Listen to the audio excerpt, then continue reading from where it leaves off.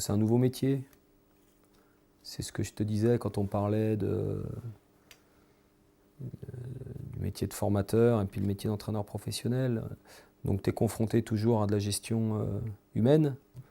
Tu es sur le terrain avec la préparation d'une équipe.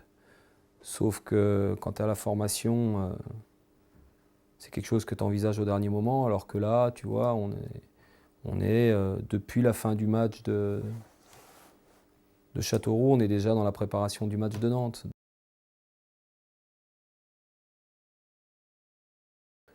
Non, parce que le groupe est jeune. Non, parce que j'ai l'impression que ces garçons-là ont encore besoin de repères et beaucoup d'échanges. Non, parce que finalement, on parle tout le temps de la même chose et j'ai l'impression que, eu égard aux différentes interviews que je regarde un petit peu plus maintenant de mes collègues entraîneurs, on est tous dans le même genre de problématiques. Voilà.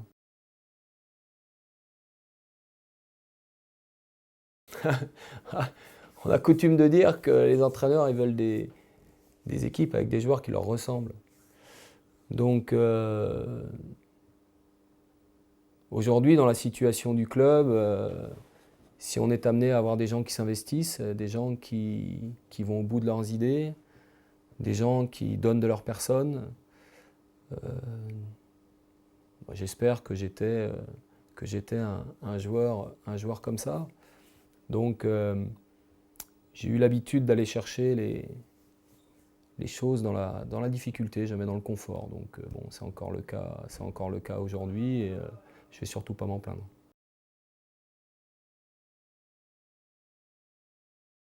Je pense qu'il ne faut jamais regretter les choix qu'on a pu faire à un moment ou à un autre. Il n'y a pas de ligne tracée, il y a des trains qui passent, on monte ou on ne monte pas.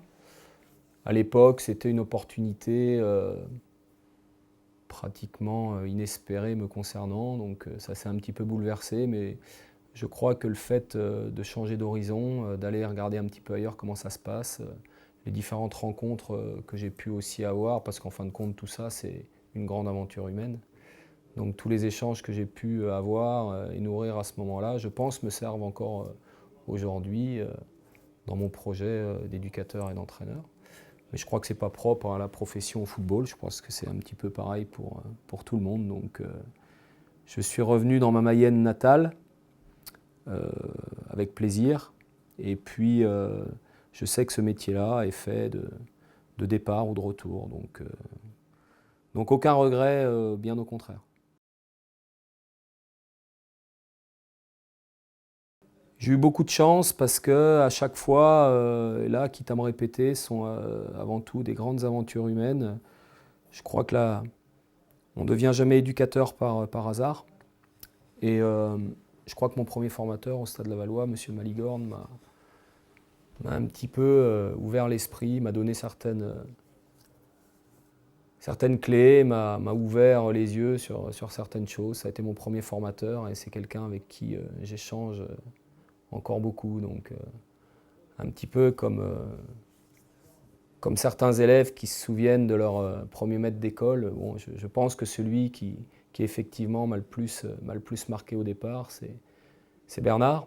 Et puis après, j'ai eu la chance de côtoyer aussi rapidement Monsieur le Millénaire, qui est la figure emblématique du Stade Lavallois. Donc, ce sont des grands éducateurs qui ouvrent la voie. Et puis après, j'ai eu la chance dans les différents clubs dans lesquels je suis passé de pouvoir côtoyer des coachs de qualité comme Sylvester Takak au Racing Club de Paris, comme Francis Mériquet à Dunkerque, Didier Noto à Valence, Pierre Ferrazzi aussi à Valence. Donc voilà, des coachs avec lesquels j'ai pu partager ma passion.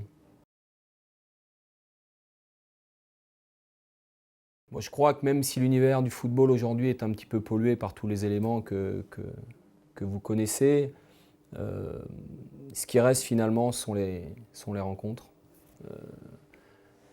En tout cas, c'est ce qui jalonne une carrière, des expériences. Donc, en tout cas, moi, c'est ce qui me nourrit au quotidien. Je fonctionne à l'affectif. Je ne pourrais pas travailler dans une atmosphère où l'humain n'est pas au premier plan. Donc, dans les différents clubs dans lesquels j'ai pu évoluer et dans lesquels je me suis investi et souvent resté finalement de nombreuses années, C'est ce que j'ai pu rencontrer pour assouvir ma passion. Je partage votre avis quant au potentiel de l'équipe, mais bon nombre de joueurs découvrent le championnat de Ligue 2, donc il y a tout un apprentissage qui est encore à faire. Une formation pour la plupart des joueurs qui n'est pas complètement achevée ni aboutie. Et puis il y a la découverte du haut niveau et de la compétition qui est le révélateur. Et là, effectivement, sur des détails, on se rend compte encore aujourd'hui qu'on a énormément de progrès à faire. Et si on regarde ne serait-ce que les 2 derniers matchs télévisés, on se rend compte que là aussi, on n'est pas les seuls à subir parfois des erreurs d'inattention dans les dernières secondes qui nous coûtent des buts. Tout ça, ça va se jouer à rien du tout. Donc, un des axes aussi de travail, c'est la concentration, le professionnalisme, l'importance du détail qui coûte cher.